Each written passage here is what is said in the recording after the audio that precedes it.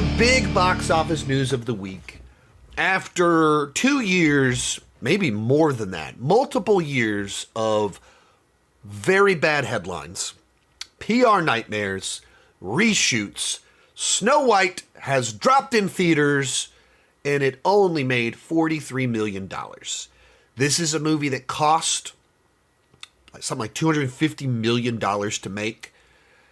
And globally, it made like $90 million. So internationally, domestically, running about equal. So high 80s is what it made globally over the weekend. Almost certainly, this movie is going to lose hundreds of millions of dollars for Disney. There's almost no path to profitability at this point in time, both because it opened so low, because they spent so much money on it, and the word of mouth simply isn't there. And if you want to do like just some point of reference comparisons, if you look at Little Mermaid, Aladdin, Lion King, Jungle Book, all of those opened over $100 million here domestically. When Little Mermaid opened at just over $100 million a couple years back, that was perceived of underperforming. It wasn't doing great. And that movie went on to make right around $500 million, which was okay in light of its budget. Since they spent $250 million, that wasn't nearly as what it needed to do to fully be profitable. So Little Mermaid, 2 years ago, opening weekend was over double what Snow White's was. And it only maybe made it into like the break-even zone. So you look at Snow White, and it's opening like a quarter of what Aladdin, Beauty and the Beast, Lion King opened. A quarter of it. Half of what Snow White opened to. And it opened to comparable to what Dumbo did in 2019. Dumbo went on to make $350 million. Dumbo wasn't cheap, but it was $170 million, so like $80 million less than Snow White. And it didn't do all that great. It might have squeaked into break-even zone because it was only $170 million. Snow White was $250 million. It's opening a little bit less. I suspect it's in dire trouble. What happened?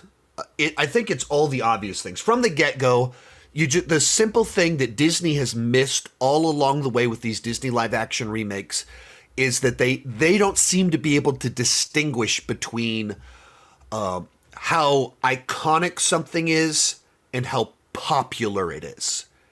They don't see the difference. There's a really big difference between Dumbo and Snow White are iconic. Everybody's seen them once and they remember these little important moments from them. Everybody knows hi ho, we're off to work we go. Like everybody knows that, and everybody knows Dumbo starts flying.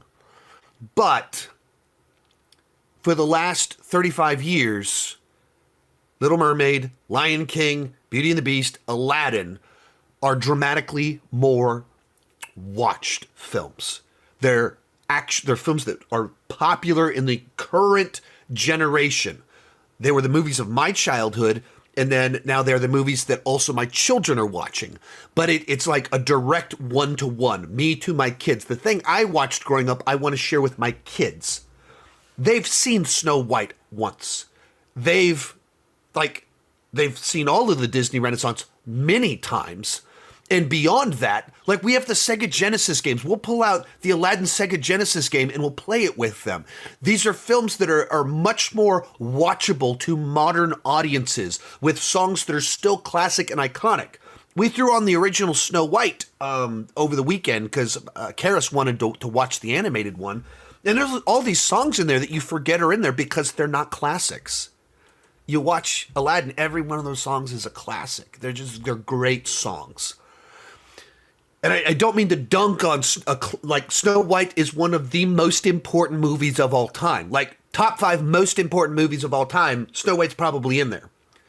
But is it a movie that children still watch and that modern day children's parents watched a lot? No, there were other Disney movies we watched more. And Disney does not seem to know the difference between iconic golden age films and the ones that have still kind of stood the time and had more staying power and translate well into a modern day blockbuster.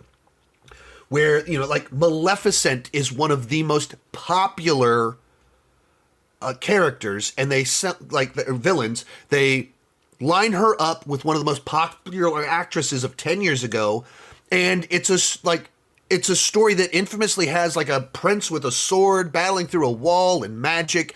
It lends itself well to a big, fantastical blockbuster adaptation in a way that Snow White and Dumbo don't.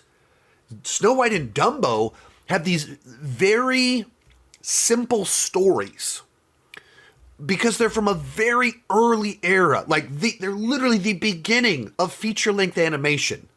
And they were figuring everything out, even children's attention spans and what can work.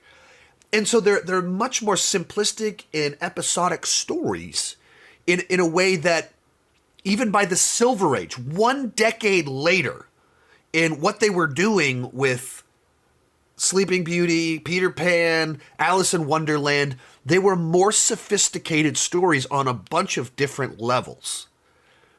And Disney can't seem to know the difference between which movies are still popular and lend themselves to the blockbuster treatment and which ones are just iconic. The idea that Snow White ever could justify a $250 million budget is insane. Because to like fully be a hit, a $250 million film has to make like $750 million. We talk about this all the time on here, but you have to make like 3 times your budget to be safely in the profitability zone because you have to make back your production budget. Then you have to make back your marketing budget, which is separate from production budget. $250 million budget is just to make the movie. Then you have to pay to market it. And then theaters get half of the money. So you got to make a lot of money to actually be profitable. And at $250 million, that's a burden Snow White was never designed to carry. It's a story that plays great for little girls. It's a 1-quadrant movie. And they budgeted for a 4-quadrant movie. I don't even know how you, like, having seen the Snow White and even knowing that it was reshot, I don't even know where the $250 million went because there's not all that much in the movie that needs to be expensive, and the expensive CGI characters look bad. Where did the money go? I have absolutely no idea.